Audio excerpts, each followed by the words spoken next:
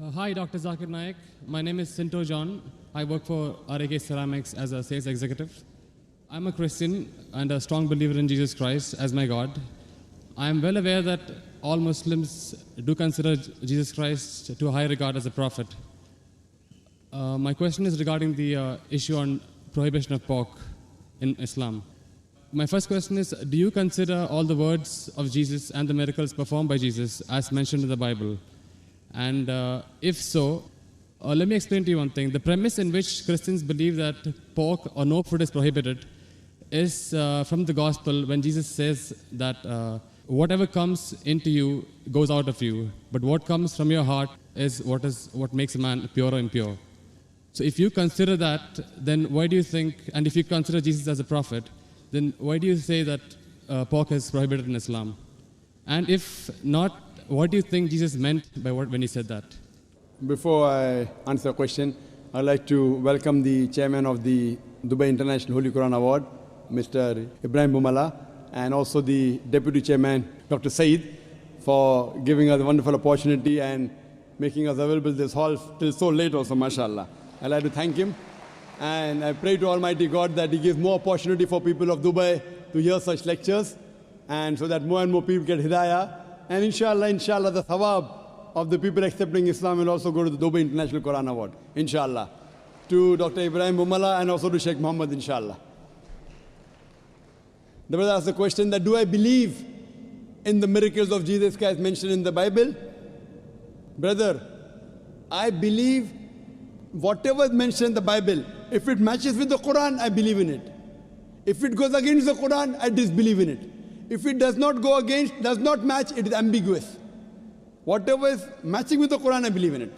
As far as the second part of the question is concerned, that you say regarding the prohibition of pork, it has been nullified because Jesus Christ, peace be upon Him, says, whatever comes in to you goes out, and main thing is from your heart. How does this nullify? You fail to realize that means you are not reading the Bible. Jesus Christ, peace be upon Him, said in the Gospel of Matthew, chapter number 5, verse number 17 to 20, it says, think not that I have come to destroy the law of the prophets. I have come not to destroy but to fulfill. I have come not to destroy but to fulfill. Whosoever shall break one jot or tittle from the law, he will be called least in the kingdom of heaven. That means you cannot break one jot or tittle from the law. That's what Jesus Christ, peace be upon Him, says. Now you pick up another verse and says, what comes into you goes out, what is from your heart, you can have pork. Where does it mean you can have pork? You're contradicting your God, Jesus Christ, peace be upon Him. It says, think not that I have come to destroy the law of the prophets. I have come not to destroy but to fulfill. Unless the heavens and the earth pass away, not one jot or tittle can pass away from the law until they are fulfilled. And whosoever shall break one law or tittle, he shall be called least in the kingdom of heaven. Whosoever shall keep it and teach men the same, they shall be called great in the kingdom of heaven. Unless your righteousness exceeds the righteousness of the scribes and the Pharisees, in no way shall you enter the kingdom of heaven. So if you want to go to Jannah, you have to be better than the Jews. You have to follow each and every commandment of Moses, peace be upon him. This is the teachings of Jesus Christ. Gospel of Matthew, chapter number 5, verse number 17 to 20. Okay, if that is so, then what do you think he meant when he said that whatever you eat comes in, whatever comes in out and goes out of you, what is from your heart is what decides what is pure or impure? It is simple. What comes in goes out. What's the problem in that? No, whatever you eat goes out. Is there any problem in that? No, it was asked in relevance when Jesus' disciples were questioned by the Jews that why are they not following the traditional ceremony of washing their hands before eating food.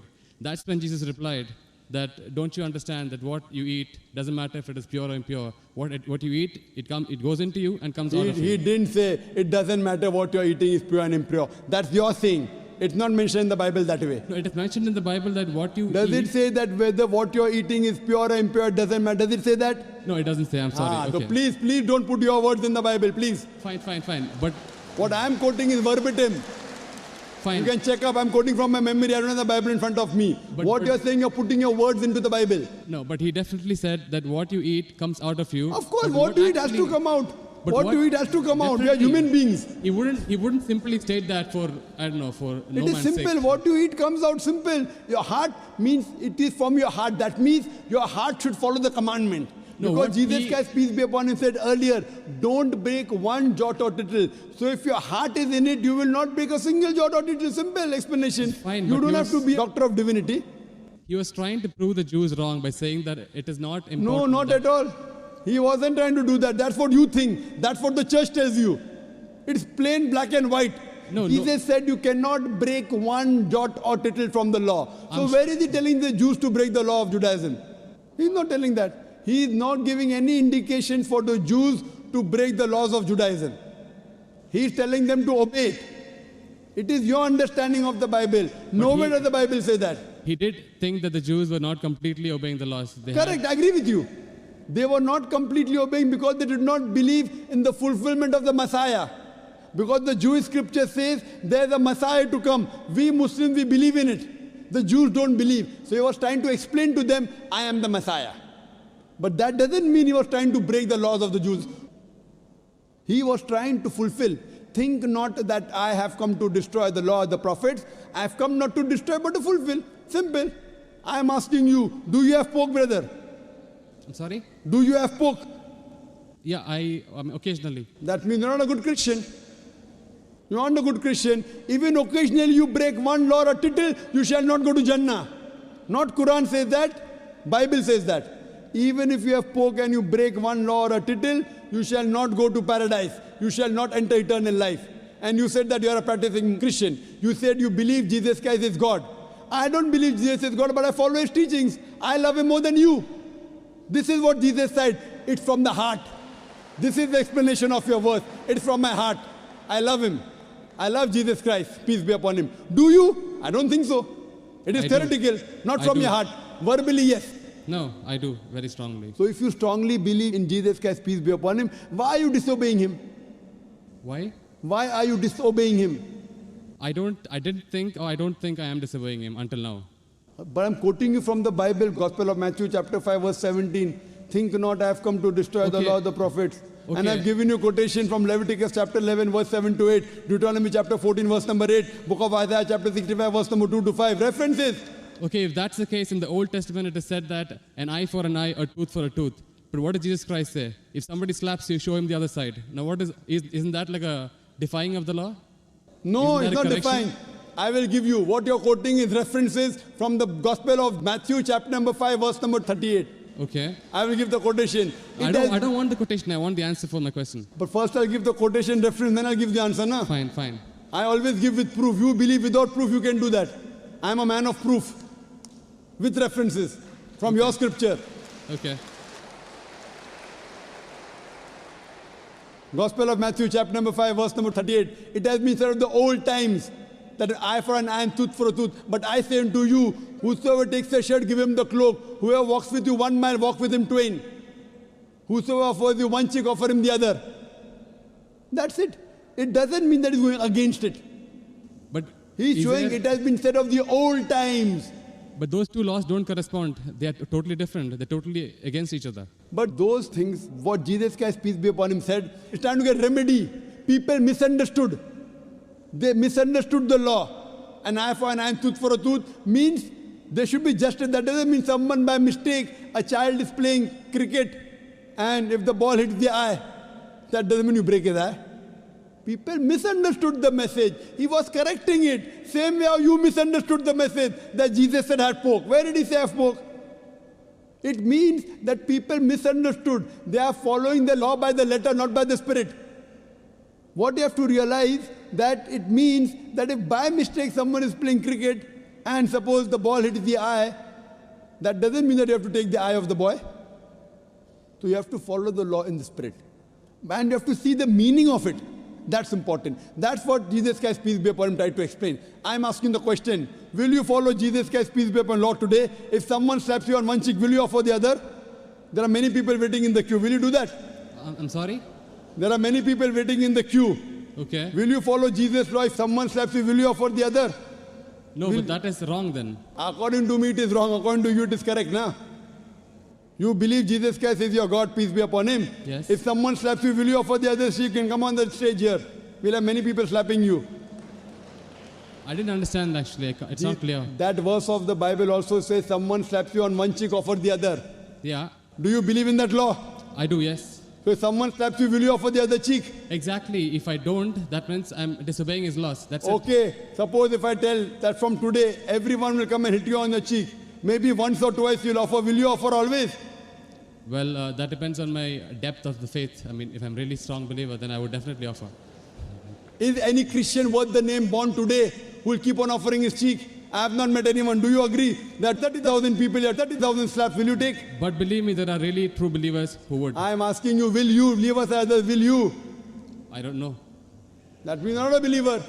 That's I what don't we know is realize the it is. question. I don't know is the Therefore, what answer. we realize that every prophet came and for remedy. Today, Muhammad Sallallahu Alaihi Wasallam has come. And he said, depending upon the situation, if it is by mistake, an eye for an eye, tooth for a tooth is wrong. If it is required, sometimes you can offer your cheek, but not always. If you offer the cheek, where is justice? If that way someone kills you, you allow them to kill again. Is this justice? It's not justice at all. Depending upon the situation, you have to keep on changing. Therefore, I say that I believe in the teachings of Jesus Christ, peace be upon him, which match with the Quran. If it doesn't match with the Quran, what I say, it's an interpolation, it's a concoction, it's a fabrication. Because everything written in the Bible is not the word of God. According to scholars of Christianity, they say there are many interpolations in the Bible, there are many concoctions, there are many fabrications. According to Christian journals, they say there are 50,000 errors in the Bible. How many? 50,000. So therefore, I don't consider Bible to be the word of God. There are many unscientific things mentioned in the Bible. If you read the book of Genesis, I can give a lecture only on the contradictions, on unscientific things. I don't consider word of God. Do you consider Bible to be the word of God? Yes. Okay. Now, do in the book of Genesis, chapter number 1, Yes. verse number 16, it says, Almighty God created two lights. The greater light, the sun, to rule the day, the lesser light, the moon, to rule the night. Bible says the light of the moon is its own light. Do you believe in that? The light of the moon is? Is its own light. Do you believe in that? No. That you don't believe in the Bible. Bible says in the book of Genesis, chapter number 1, verse number 14, Almighty God, He created the earth on the third day, created the sun on the fourth day. That means the earth and vegetables came before and sun came later on. Do you know science, brother? I'm sorry? Do you know science? Yes. The Bible says earth came first and then came sun. Is it correct? I don't know. No. Scientifically, is it correct? The earth came first and? Then the sun came. Earth came on the third day, sun came on the fourth day. Is it possible? We know the sun is the parent body in the solar system. All the planets that revolve around the sun, they are the bodies from the sun. You know the Big Bang? Yes. So it is created simultaneously. But the Bible says earth on the third day, along with vegetables, sun on the fourth day. How can the vegetables survive without sunlight? Is it possible? If God can make it that way, why not? But do you believe in that? See what God can do, but will God do something which is wrong? Illogical thing God will do. See, reasoning with God, I don't think it is in our scope. It is beyond our scope. It is not in your scope, but in the scope of human beings like me. God has to be logical. You can't be illogical. Then if you say illogical, then you believe every monkey, any stone, any tree is God. But what What our brothers in India do. Everything is God for them. And then you say, don't argue with God. Don't reason with God. So then you start worshipping the stone also. Brother, you can't be illogical. Seek ye the truth shall free you. Thank you. So hope you seek the truth, brother. Sure.